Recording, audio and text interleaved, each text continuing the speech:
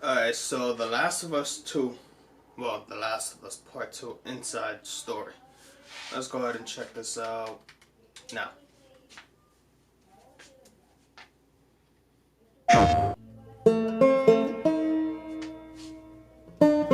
For The Last of Us Part 2, we're hoping to create a story that makes a commentary about the cycle of violence and how acts can beget other acts and show all the different aspects that can come out of it. Not necessarily good or bad, just the different consequences of one's actions. I'm gonna find, and I'm gonna kill every last one of them.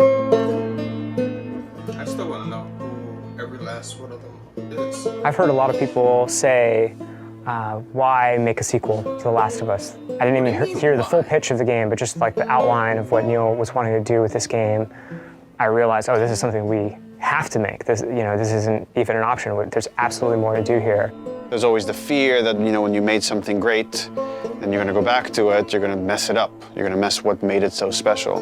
The test for us was like, can we come up with a story that could, one, stand on its own and be meaningful and have weight?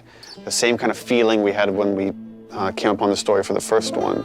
But also now, because it's part 2, it has to be additive. It has to take the first one into consideration, that if you played both, then you get like a bigger narrative. The thing that Neil really cared about, that the studio really cared about, is honoring Ellie and Joel specifically, and their journey as characters. What is the honest next steps that they would take? What are the truest moves that we could see them do? The Last of Us 2 expands on the first game, both in the relationship between Ellie and Joel, the relationships that we see Ellie having, and just the greater world that we're in, and we see more of it. It's a genre story about this infection that turns people into these crazy monster-like humanoids. The core of it is about these really intimate, intense relationships.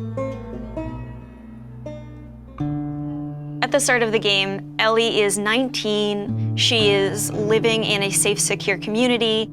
We're coming in, 25 years after the outbreak. And you, as Ellie, live in Jackson, which is this kind of somewhat tranquil town in this really messed up reality. She has real community now.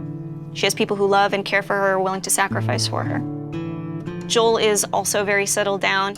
He's now part of a town. He's no longer a smuggler. Actually, the town relies on this guy that is a very capable killer, and that's something these towns in this world need. Dina, where are you? And then Jackson and Ellie are shaken by a violent event. It really changes Ellie's day-to-day life, and now just living is no longer enough. Like, there's these people that have wronged her, and she wants retribution. And you as a player are gonna want retribution for what these people have done. And then you go off on this journey that leads you to Seattle, where now you're like stuck in the city that has these warring factions, and they're both fighting over the spoils of Seattle, and you're stuck there in the middle looking for this very specific group that has wronged you. And that's the concept of the story. And then it takes you on all sorts of twists and turns in Naughty Dog fashion. I know even within the studio, we've had a lot of philosophical arguments about some of the events and what happens in the game, and I think in this one might be more divisive than the first game in a very kind of exciting way that I think it raises those interesting philosophical questions and asks the players to interpret some of the material that's there and see where they stand on those questions.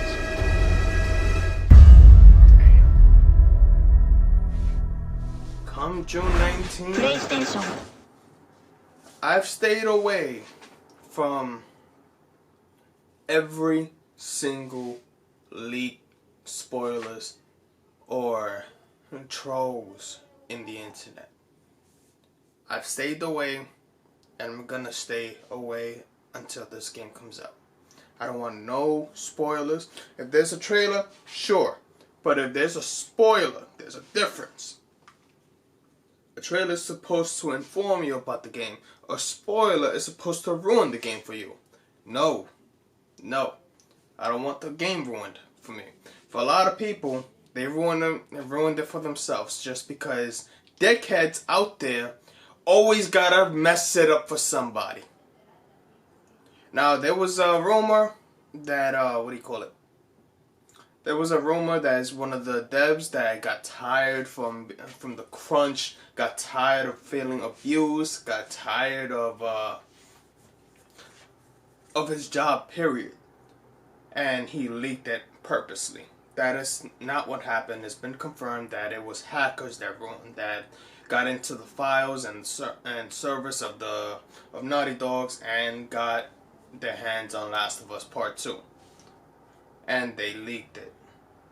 There will always be dickheads out there ruining it for somebody because they have no lives. Because they're unhappy with their lives, they're gonna ruin it for someone else. That is a very, very selfish and disgusting thing to do. But there are people that just cannot help themselves because they're pathetic human beings. That's all I gotta say about that. I will never understand, no matter how unhappy I am in any time, any point of my time.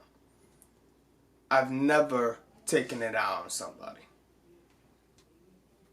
I've never said, I'm feeling like shit right now, so I'm gonna make someone else feel like shit. I never said that. I never did that. I can't understand why someone else would do that. It's just sad and disgusting. But alright guys, I'm gonna comment down below. Comment down below, rate this video, and subscribe for more videos. I'll talk to you guys later.